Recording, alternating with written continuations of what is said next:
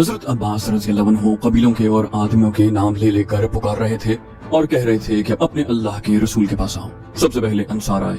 उनकी तादाद मामूली थी, लेकिन एक को देखकर दूसरा आता चला गया। मक्का के कुछ दूसरे कबीलों के लोग भी आ गए। उनकी तादाद 100 हो गई। रसूल करीम सल्लल्लाहु अलैहि वसल्लम ने देखा कि कबीला हवाज़िन के बहुत से आदमी पसपा हुए मुसलमानों की तरफ दौड़े आ रहे थे। आप अलैहिस्सलाम ने उन 100 मुजाहिदीन को दुश्मन के उन आदमियों पर हमला करने का हुक्म दिया। मुजाहिदीन उनके अक़ब से उन पर टूट पड़े। हवाज़िन के आदमी बौखला गए और मुकाबले के लिए संभलने लगे, लेकिन मुजाहिदीन ने उन्हें संभलने की मोहलत न दी। उनमें से बहुत से भाग निकले। उनके जख्मी और हलाक होने वाले पीछे रह गए। वो तो अचानक ऐसे हालात पैदा हो गए थे कि मुजाहिदीन में भगदड़ मच गई थी, वरना वो हमेशा अपने से कई गुना ज्यादा दुश्मन से लड़े और फातेह और कामरान रहे। उन्होंने देखा कि अब्बास रज़ी अल्लाह अन्हु की पुकार पर मुसलमान रसूल अकरम सल्लल्लाहु अलैहि वसल्लम के हुजूर इकट्ठे हो रहे हैं और दुश्मन मुसलमानों के छोटे से गिरोह के जवाबी हमले को भी बर्दाश्त नहीं कर सका। और उन्होंने ये भी देखा कि हवाज़िन और सकीफ उनके ताक़ुब में नहीं आ रहे, तो कई हजार मुजाहिदीन वापस आ गए। रसूल अकरम सल्लल्लाहु अलैहि वसल्लम ने उन्हें फौरन मुनज़्ज़म किया और दुश्मन पर हमले का हुक्म दे दिया। खालिद रज़ी अल्लाह अन्हु लापता थे। किसी को होश नहीं था कि देखता कि कौन लापता है और कौन कहाँ है। वही तंग घाटी जहाँ मुजाहिदीन पर कहर टूटा था, अब मुतहिदा कबाइल के लिए मौत की घाटी बन गई थी। कबीला हवाज़िन चूंकि सबसे ज्यादा लड़ाका कबीला था, इसलिए उसी के आदमियों को आगे रखा गया था। ये लोग बिला शक व शुबा माहिर लड़ाके थे, लेकिन मुसलमानों ने जिस कहर से हमला किया था उसके आगे हवाज़िन ठहर न सके। मुसलमान इस खिफ़त को भी मिटाना चाहते थे जो उन्हें गलती से उठानी पड़ी थी।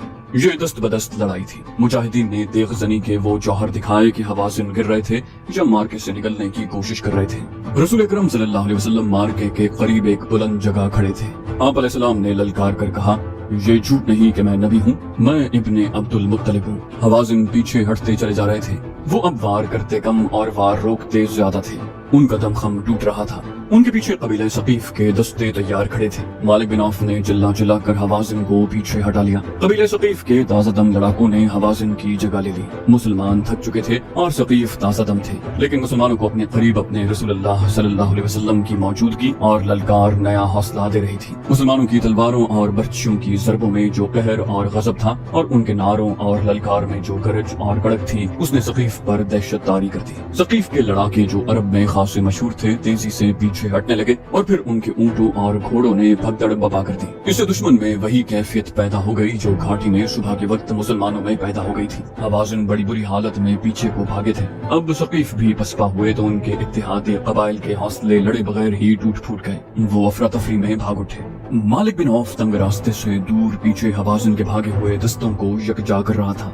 उसका अंदाज बता रहा था कि वो जारहाना कार्रवाई से मुंह मोड़ चुका है और अपने दस्तों को दिफाई दीवार के तौर पर तरतीब दे रहा है। रसूलुल्लाह सल्लल्लाहु अलैहि वसल्लम ने ये तरतीब देखी तो आप अलैहिस्सलाम अपने लश्कर की तरफ पलटे। आप अलैहिस्सलाम ने देखा कि जो मुजाहिदीन सुबह के वक्त भाग गए थे वो सब वापस आ गए। आप अलैहिस्सलाम ने हुक्म दिया कि घुड़सवारों को आगे लाओ। जरा सी देर में सवार प्यादों से अलग हो गए। आप अलैहिस्सलाम ने सवारों को एक खास तरतीब में करके हुक्म दिया कि हवाज़िन को संभलने और मुनज़्ज़म होने का मौका न दो और बर्क रफ्तार हमला करो। उन सवारों में बनु सलीम के वो सवार भी शामिल थे जिन पर सबसे पहले तीरों की बौछारें आई थीं और मुसलमानों की जमीयत पारा पारा हो गई थी। लेकिन बनु सलीम का कमांडर उनके साथ नहीं था और वो थे खालिद बिन वलीद, जो अभी तक कहीं बेहोश पड़े थे। रसूल अकरम सल्लल्लाहु अलैहि वसल्लम ने उस सवार दस्ते की क़यादत ज़ुबैर बिन अल अवाम रज़ियल्लाहु अन्हु के सुपुर्द की और उन्हें हुक्म दिया कि आगे जो दर्रा है उस पर मालिक बिन औफ कब्जा किए बैठा है, उसे दर्रे से बेदखल कर दो। रसूल अकरम सल्लल्लाहु अलैहि वसल्लम ने जंग की कमान अपने दस्ते मुबारक में ले ली। आप अलैहिस्सलाम के इशारे पर ज़ुबैर रज़ियल्लाहु अन्हु ने ऐसा बर्क रफ्तार और जचातुला हल्ला बोला कि हवाज़िन जो अभी तक बौखलाए हुए थे मुकाबले में जम न सके और दर्रे से निकल गए। दर्रा खासा लंबा था। रसूल अकरम सल्लल्लाहु अलैहि वसल्लम ने ज़ुबैर रज़ियल्लाहु अन्हु के दस्ते को दर्रे में ही रहने दिया और हुक्म दिया कि अब दर्रा जंगी अड्डा होगा। आप अलैहिस्सलाम ने दूसरा सवार दस्ता आगे किया जिसके कमांडर अबू आमिर रज़ियल्लाहु अन्हु थे। हुज़ूर सल्लल्लाहु अलैहि वसल्लम ने अबू आमिर रज़ियल्लाहु अन्हु के सुपुर्द काम किया कि औतास के करीब मुतहिदा कबाइल का जो कैंप है उस पर हमला करो। तभी किसी ने बड़ी दूर से ललकार कर कहा, खालिद खालिद यहाँ है, ये पड़ा है। रसूलुल्लाह सल्लल्लाहु अलैहि वसल्लम दौड़े गए और खालिद रज़ियल्लाहु अन्हु तक पहुंचे। वो अभी तक बेहोश पड़े थे। आप अलैहिस्सलाम खालिद रज़ियल्लाहु अन्हु के पास बैठ गए और इंतहाई शफकत से उनके सर से पांव तक फूंक मारी। खालिद रज़ियल्लाहु अन्हु ने आंखें खोल दी। रसूलुल्लाह सल्लल्लाहु अलैहि वसल्लम के क़ल्बे अथर से निकली दुआ का एजाज था कि खालिद रज़ियल्लाहु अन्हु उठ खड़े हुए।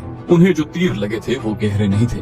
تیر نکال لیے گئے اور بڑی تیزی سے مرہم پٹی کر دی گئی۔ خالد رضی اللہ عنہ نے کہا یا رسول اللہ میں لڑوں گا، میں لڑنے کے قابل ہوں۔ آپ علیہ السلام نے خالد رضی اللہ عنہ سے کہا زبیر کے سوار دستے میں شامل ہو جاؤ، تم ابھی کمان نہیں لے سکو گے۔ خالد رضی اللہ عنہ ایک گھوڑے پر سوار ہو گئے، ان کے کپڑے خون سے لال تھے۔ انہوں نے گھوڑے کو ایڑ لگائی اور زبیر رضی اللہ عنہ کے سوار دستے میں شامل ہو گئے۔ انہوں نے زبیر رضی اللہ عنہ سے پوچھا کیا حکم ہے؟ زبیر رضی اللہ عنہ نے انہیں بتایا کہ حوازن کی خیمہ گاہ پر حملہ کرنا ہے جو اوتاس کے قریب ہے، لیکن یہ حملہ ابو عامر رضی اللہ عنہ کریں گے۔ اوتاس وہاں سے کچھ دور تھا۔ مالک بن عوف نے حوازن دستے کو وہاں تک ہٹا لیا اور اپنی خیمہ گاہ کے ارد گرد پھیلا دیا۔ یہ دفاعی حصار تھا جس کی حوازن کے کیمپ کے گرد ضرورت اس لیے تھی کہ وہاں وہ ہزاروں عورتیں، بچے اور مویشی تھے جنہیں قبیلہ حوازن کے سپاہی اپنے ساتھ لائے تھے۔ مالک بن عوف نے تو یہ سوچا تھا کہ حوازن اپنی عورتوں اور بچوں کو اپنے ساتھ دیکھ کر زیادہ غیرت مندی اور بے جگری سے لڑیں گے، مگر اب یہ صورت پیدا ہو گئی کہ درید بن السمہ مالک بن عوف کو برا بھلا کہہ رہا تھا کہ اس کے منع کرنے کے باوجود مالک عورتوں کو ساتھ لے آیا۔ ان کے لیے اب اپنے اہل و عیال اور مویشیوں کو مسلمانوں سے بچانا محال دکھائی دے رہا تھا۔ ابو عامر رضی اللہ عنہ کا سوار دستہ اوتاس کی طرف بڑھا۔ قریب گئے تو حوازن نے جم کر مقابلہ کیا۔ اب وہ جنگ جیتنے کے لیے یا مسلمانوں کو تہس نہس کر کے مکہ پر قبضہ کرنے کے لیے نہیں، بلکہ مسلمانوں سے اپنے اہل و عیال اور مویشیوں کو بچانے کے لیے لڑ رہے تھے۔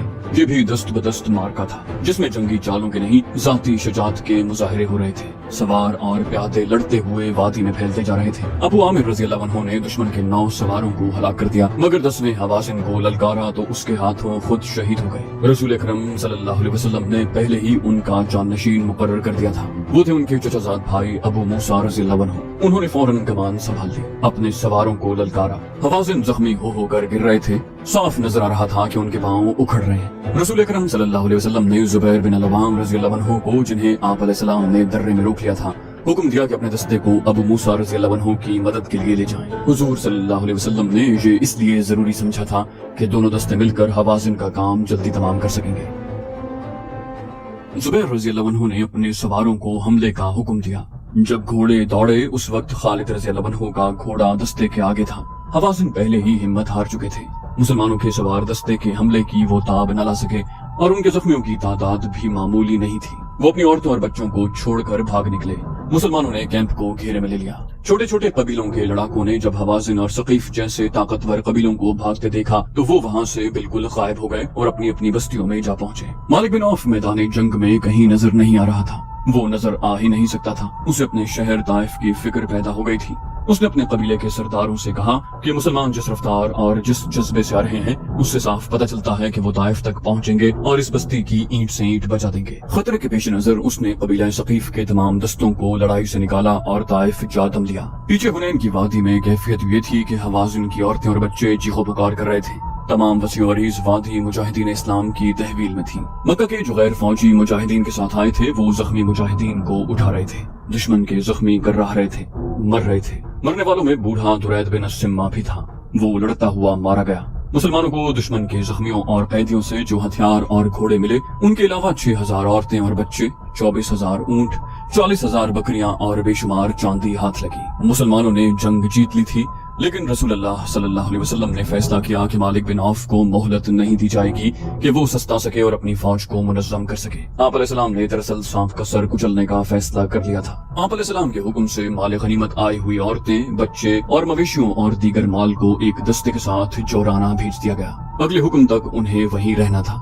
دوسرے دن رسول اللہ صلی اللہ علیہ وسلم کے حکم سے اسلامی فوج طائف کی طرف پیش قدمی کر گئی، جہاں بڑی خونریز جنگ کی توقع تھی۔ مارکہ حنین کا ذکر قرآن حکیم میں سورہ توبہ میں آیا ہے۔ بعض صحابہ کرام نے مارکہ شروع ہونے سے پہلے کہا تھا کہ ہمیں کون شکست دے سکتا ہے، اتنی بڑی طاقت کا مقابلہ کون کر سکتا ہے۔ سورہ توبہ میں اللہ نے فرمایا، اللہ نے بہت سے موقعوں پر تمہاری مدد کی اور حنین کے دن بھی جب تم کو اپنی کثرت پر ناز تھا، حالانکہ وہ تمہارے کچھ کام نہ آئی اور زمین باوجود اپنی وسعت کے تم پر تنگ ہو گئی اور تم پیٹھ پھیر کر بھاگے۔ پھر اللہ نے اپنے رسول اور مسلمانوں پر تسلی نازل کی اور وہ فوجیں اتاری جن کو تم نے نہیں دیکھا، اور کافروں کو سزا دی، اور کافروں کا بدلہ یہی ہے۔ طائف بڑی خوبصورت بستی ہوا کرتی تھی، باغوں کی بستی تھی، پھولوں اور پھلوں کی مہک سے ہوائیں مخمور رہتی تھی۔ طائف میں جا کر دکھی دل کھل اٹھتے۔ یہ جنگجو سرداروں کی بستی تھی۔ یہ ثقیف جیسے طاقتور قبیلے کا مرکز تھا۔ اس بستی کے قریب اس قبیلے کی عبادت گاہ تھی جس میں ثقیف، حوازن اور چند اور قبائل کے دیوتا لات کا بت رکھا تھا۔ जो बुत नहीं एक चबूतरा था। ये कबाइल उस चबूतरे को देवता कहते और उसकी पूजा करते। इस इबादतगाह में उनका काहिन रहता, जिसे खुदा का और देवता लात का एलची समझा जाता। काहिन फाल निकाल कर लोगों को आने वाले खतरों से आगाह कर दिया करता। काहिन किसी खुश नसीब को ही नजर आया करता था। आम लोगों को काहिन नहीं, इबादतगाह के सिर्फ मुजावर मिला करते। काहिन को जो देख लेता वो ऐसे खुश होता जैसे उसने खुदा को देख लिया हो। ताइफ क्योंकि उनके देवता का मस्कन था, इसलिए ये कबाइल का मुकद्दस मकाम था। एक ही महीना पहले ताइफ में जश्न का समा था। यहाँ के सरदार आला मालिक बिन औफ ने अपने कबीले जैसे एक ताकतवर कबीले हवाजन और कुछ और कबीलों के सरदारों को बहुत बड़ी जियाफत में मदऊ किया था। इलाके की चुनी हुई नाचने और गाने वालियां बुलाई गईं। उनके रक्स ने तमाशाइयों पर वजद तारी कर दिया। उस रात शराब के मटके खाली हो रहे थे। उस रात अहले सकीफ और अहले हवाज़िन ने अहद किया था कि वो मक्का पर अचानक हमला करके रसूल अकरम सल्लल्लाहु अलैहि वसल्लम और मक्का के तमाम मुसलमानों को हमेशा के लिए खत्म कर देंगे। उन कबाइल के एक ज़ईफुल उम्र सरदार दुरैद बिन सिम्मा ने कहा था, उठो और लात के नाम पर हल्फ उठाओ कि हम मोहम्मद और उसके तमाम पैरोकारों को जिन्होंने मक्का के बुत तोड़ डाले हैं खत्म करके अपनी औरतों को मुंह दिखाएंगे। मालिक बिन औफ, जिसकी उम्र अभी 30 साल थी, जोश से फटा जा रहा था। उसने कहा था कि कबाइल का मुत्तहिदा लश्कर मक्का में मुसलमानों को बेखबरी में जा दबोचेगा। उस रात मालिक बिन औफ, दुरैद बिन सिम्मा और दूसरे कबीलों के सरदार काहिन के पास गए थे। काहिन से उन्होंने पूछा था कि वो मक्का के मुसलमानों को बेखबरी में दबोच सकेंगे और क्या उनका अचानक और गैर मुतवक्के हमला मुसलमानों को घुटनों बिठा सकेगा। काहिन ने उन्हें यकीन दिलाया था कि देवता लात ने उन्हें आशीर्वाद दे दिए। काहिन ने बड़े वसूख से कहा था, मुसलमानों को उस वक्त पता चलेगा जब तुम्हारी तलवारें उन्हें काट रही होंगी। अब एक ही माह के बाद ताइफ का हुस्न उदास था। बस्ती के माहौल पर खौफ और हरास तारी था। अपने देवता लात की आशीर्वाद से और काहिन की यकीन दहानी से सकीफ, हवाज़िन और दीगर कबाइल का जो लश्कर मक्का पर हमला करने गया था वो मक्का से दूर हुनैन के मकाम पर मुसलमानों के हाथों पिटकर और तितर बितर होकर वापस आ रहा था। भाग कर आने वालों में पेश पेश उस मुत्तहिदा लश्कर का सालार आला, जवान साल और जोशीला सरदार मालिक बिन औफ था।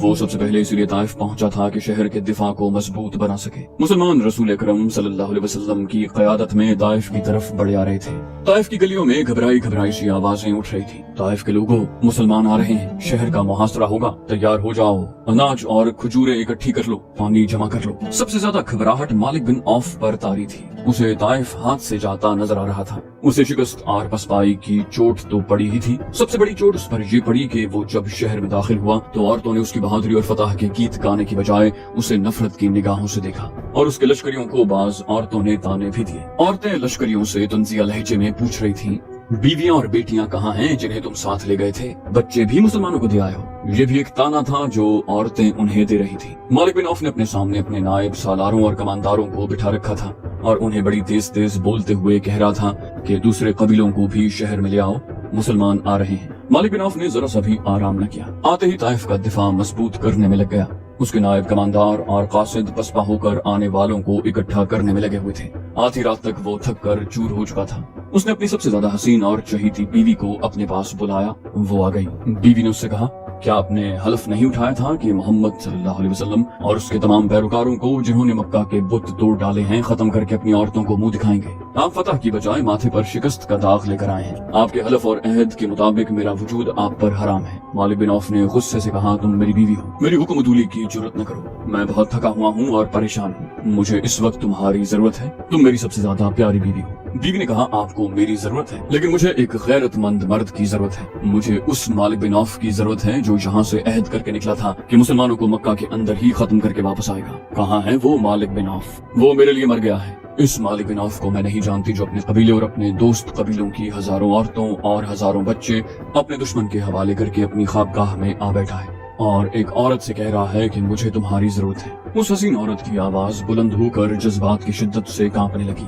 वो मालिक बिन औफ के पलंग से उठ खड़ी हुई और कहने लगी, आज रात तुम्हारी कोई बीवी तुम्हारे पास नहीं आएगी। आज रात तुम्हारी किसी बीवी को उन औरतों की आहें और फरियादें चैन से नहीं सोने देंगी, वो जो मुसलमानों के कब्जे में है। जरा सोच, तसव्वुर मिला उन औरतों को, उन नौखेज लड़कियों को जिन्हें तू मुसलमानों के हवाले कराया है। वो अब मुसलमानों के बच्चे पैदा करेंगी। बच्चे जो उनके कब्जे में हैं वो मुसलमान हो जाएंगे। मालिक बिन औफ तो खतरों में कूद जाने वाला खुद सर आदमी था। اس نے اپنے بزرگ اور میدانی جنگ کے منجے ہوئے استاد درید بن السما کی بند و نصیحت کو ٹھکرا دیا تھا کہ وہ عقل و ہوش سے کام لے اور جوانی کے جوش و خروش پر قابو پائے۔ اب وہی مالک بن عوف اپنی بیوی کے سامنے یوں سر جھکائے بیٹھا تھا جیسے دہکتے ہوئے انگاروں پر کسی نے پانی چھڑک دیا۔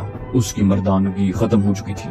اس کی بیوی نے کہا، تمام مسلمانوں کو ختم کرنے گئے تھے مالک، مسلمانوں کو ختم کرتے کرتے تم مسلمانوں کی تعداد میں اضافہ کرائے ہو۔ اس کی بیوی اب اس طرح بولنے لگی جیسے اس کی نگاہوں میں اتنے جری اور بہادر شوہر کا احترام ختم ہو چکا تھا۔ مالک بن عوف نے کہا، کاہن نے کہا تھا کہ، بیوی نے اس کی بات کاٹتے ہوئے کہا، کون کاہن؟ وہ جو مندر میں بیٹھا فالے نکالتا رہتا ہے۔